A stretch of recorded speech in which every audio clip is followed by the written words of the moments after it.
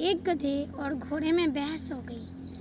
گدھا باضد تھا کہ کوا سفید ہوتا ہے، گھوڑا سر پٹک رہا تھا کہ کوا کالا ہوتا ہے۔ بحث بڑھتے بڑھتے لڑائی جھگڑے میں بدل گئی۔ دونوں اپنا جھگڑا لے کر بادشاہ سلامت شیر تک پہنچے۔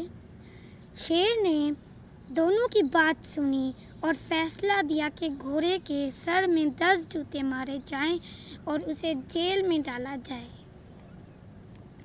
گھوڑا شیر کا فیصلہ سن کر بہت سٹ پٹایا اور روتے روتے ہوئے بولا، عالی جاں، یہ تو ظلم ہے، حق پر بھی میں ہوں اور سزا بھی مجھے دی جا رہی ہے۔